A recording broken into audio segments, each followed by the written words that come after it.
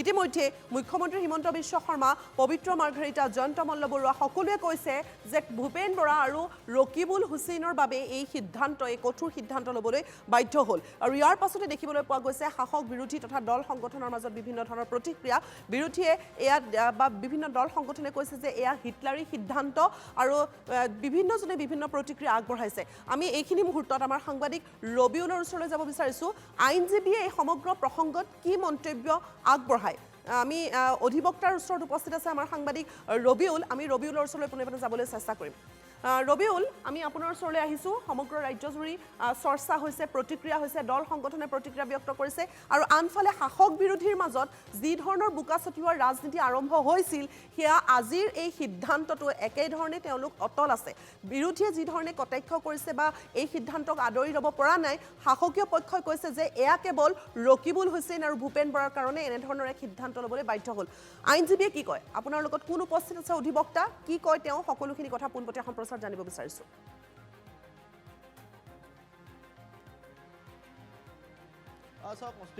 অসম কেবিনেটৰ এটা সিদ্ধান্ত, বিয়লিৰ ভাগত অহা সেই সিদ্ধান্ত যে মুখ্যমন্ত্ৰী হিমন্ত বিশ্বই ঘোষণা কৰিছে অসমত গো মাংস নিষিদ্ধ কৰা হ'ব। হোটেল, ৰেষ্টুৰাঁ বা সামাজিক যিসমূহ অনুষ্ঠান আছে সেই সামাজিক অনুষ্ঠানত গো মাংস সেৱন কৰিব নোৱাৰিব, গো মাংস পৰিৱেশন কৰিব নোৱাৰিব। আৰু এই কথা বিয়পি পৰাৰ লগে লগে শাসক বিৰোধীৰ মাজত বোকা ছটিওৱাৰ ৰাজনীতি ইতিমধ্যে আৰম্ভ হৈছে আৰু শাসক পক্ষই ইতিমধ্যে ঘোষণা কৰিছে যে ৰকিবুল হুছেইন আৰু ভূপেন বৰাৰ বাবেই এই সিদ্ধান্ত গ্ৰহণ কৰিবলগীয়া হ'ল। এই গোটেই ঘটনা সন্দৰ্ভত, এই গোটেই মন্তব্যটো সন্দৰ্ভত বা গোটেই সিদ্ধান্তটো সন্দৰ্ভত মই বিশিষ্ট অধিবক্তা জুনাইদ খালিদ আছে, তেওঁৰ পৰা প্ৰতিক্ৰিয়া লোৱাৰ চেষ্টা কৰিম যে আইনজীৱী আচলতে কি কয়, আইনগত গোটেই কথাখিনি তেওঁৰ পৰা জনাৰ চেষ্টা কৰিম আৰু অসমৰ মুছলমান সমাজত এই গোটেই সিদ্ধান্তটোৱে কি ধৰণৰ প্ৰভাৱ পৰিব সেই কথা আপোনাৰ পৰা জনাৰ চেষ্টা কৰিম। আইনগত কথাখিনি যদি কয় যে এটা সিদ্ধান্ত আপুনি ইতিমধ্যে গম পাইছে যে অসমত নিষিদ্ধ হ'ব গো মাংস। চাওক, আজি ইভিনিঙত এইটো যেতিয়া ছ'চিয়েল মিডিয়াত বা বিভিন্ন মাধ্যমৰ জৰিয়তে খবৰটো পালোঁ, প্ৰথম কথা আইনগতভাৱে এইটো চাওক, এইটো ভাৰতৰ সংবিধানৰ যিবিলাক মৌলিক অধিকাৰ আছে, ফাণ্ডামেণ্টেল ৰাইটছ আছে, আৰ্টিকল 21ত ৰাইট টু লাইভলিহুড। এতিয়া তেখেতে কৈ আছে, চিফ মিনিষ্টাৰে, যে এইটো বন্ধ কৰি দিব, পাব্লিক প্লেচত কনজাংচন কৰা, পাব্লিক ফাংচনত কনজাংচন কৰা, ৰেষ্টুৰেণ্টত কনজাংচন কৰা। ইয়াৰ লগে লগে ডাইৰেক্ট ইম্পেক্ট কি পৰিব, যিসকল একদম মানে আপোনাৰ দৰিদ্ৰ বা যিসকল খাটি খোৱা মানুহৰ যিবিলাক জীৱিকা আছিলে, ডাইৰেক্ট জীৱিকাত এফেক্ট পৰিব। অৰ্থাৎ ৰাইট টু লাইভলিহুড যিটো আছে আৰ্টিকল 21ৰ আণ্ডাৰত, যে আপোনাৰ মানে আপোনাৰ নিজৰ জীৱিকাটো এফেক্ট পৰিব চিধা চিধি। এই মানুহখিনি অল্টাৰনেট এৰেঞ্জমেণ্ট কি কৰিব? ছাপ'জ বেন কৰি দিলে হোটেল ব্যৱসায়ৰ লগত জড়িত থকা, গো মাংস লিগেলি উইথ ডকুমেণ্টছ, পেপাৰ্ছ লৈ যিবিলাক গো মাংসৰ বেচা কিনা কৰিছিল, তেখেতসকলৰ এইবিলাক আপোনাৰ জীৱিকাত এফেক্ট কৰিব। আৰু গৈ থৈ এইটো লৈ ধৰি লওক আমাৰ ফাণ্ডামেণ্টেল ৰাইট এটা ইনফ্ৰিজ হৈ আছে।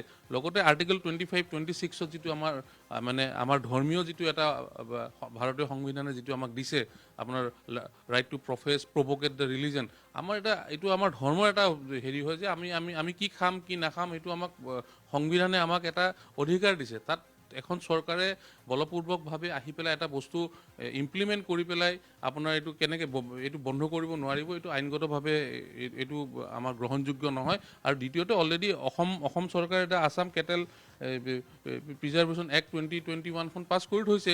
তাত আপোনাৰ মানে আপোনাৰ কাউ শ্লটাৰটো ক'ত কৰিব, কেনেকৈ কৰিব, গোটেই মেকানিজমটো দিয়া আছে তাত বিস্তাৰিতভাৱে ডিটেইলছত।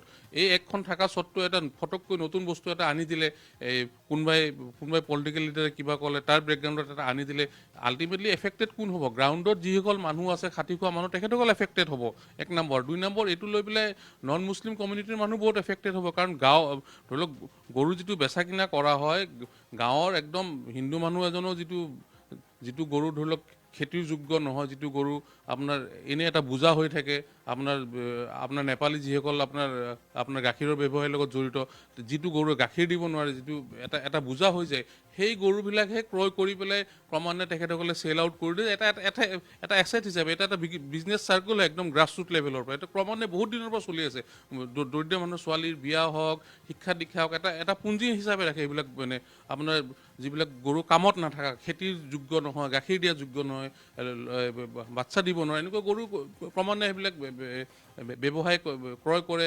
লাষ্টত গৈ এইবিলাক বিভিন্ন ধৰণৰ এইটো আপোনাৰ ব্যৱসায় হয়। এতিয়া এই গোটেই ছিষ্টেমটো এফেক্ট কৰিব। এতিয়া ইয়াৰ অল্টাৰনেট এৰেঞ্জমেণ্ট অসম চৰকাৰৰ তাত কি আছে?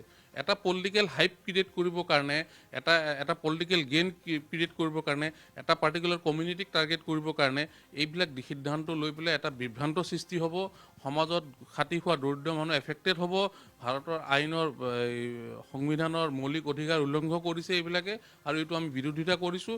আৰু যদি এইটো এনেকৈ থাকে আমি অনাগত দিনত নিশ্চয় আমি আল্টিমেট ৰিজৰ্ট আমাৰ তাত আমি আপোনাৰ কোৰ্টৰ আমি এইটো দ্বাৰস্থ হ'ম। আপুনি অধিবক্তাৰ উপৰিও আপুনি অসমৰ মুছলমানক প্ৰতিনিধিত্ব কৰা এজন ব্যক্তি, আপুনি মুছলমান সমাজৰ বিভিন্ন সমস্যাত মাত মাতি আহিছে। পোনপটীয়া উত্তৰ লাগে, অসমৰ মুছলমান সমাজৰ কি ক্ষতি হ'ব গোমাংস যদি নিষিদ্ধ?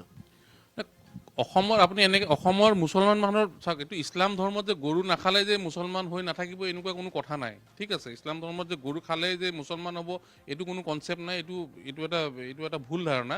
কিন্তু মই কি কৈ আছোঁ যে এই গৰু গো মাংসৰ লগত ৰিলেটেড যিবিলাক মানুহ আছে, মুছলিম মানুহ কওক, ট্ৰাইবেল মানুহ কওক, নন মুছলিম মানুহ কওক, এই মানুহখিনি এফেক্ট হ'ব। তেখেতসকলৰ আপোনাৰ লাইভলিহুডত এফেক্ট হৈ আছে, চব এফেক্ট হৈ আছে। আৰু এটা আল্টিমেটলি এইটো আৱেগৰ লগত জড়িত বস্তু ধৰ্মটো, এইটো আৱেগটোত মানে আল্টিমেটলি চিফ মিনিষ্টাৰে মুছলমানৰ আৱেগটোক আঘাত কৰিছে। সেইটোতে আমি ক্ষোভিত হৈছোঁ বা আমি দুখ পাইছোঁ। সেয়া আছিল অধিবক্তা জুনাইদ খালিদ, আৰু তেওঁ এই গোটেই সিদ্ধান্তটোৰ সন্দৰ্ভত বা কেবিনেটে লোৱা যিটো সিদ্ধান্ত সেই সন্দৰ্ভত তেওঁ আইনগত কথাখিনি উল্লেখ কৰিলে, আৰু অসমৰ মুছলমান সমাজখনৰ ওপৰত কি ধৰণৰ প্ৰভাৱ পৰিব সেই কথাও ইতিমধ্যে উল্লেখ কৰিলে। আমি পোনে পোনে ষ্টুডিঅ'লৈ ঘূৰি গৈছোঁ, আৰু পৰৱৰ্তী সময়ত আমি পুনৰ আন এজন ব্যক্তিৰ পৰা প্ৰতিক্ৰিয়া লোৱাৰ চেষ্টা কৰিম। মস্পিকা। ৰবিউল, এই মুহূৰ্তত আমি আপোনাক ধন্যবাদ জনাইছোঁ পোনপটীয়া সম্প্ৰচাৰ অব্যাহত ৰখাৰ বাবে।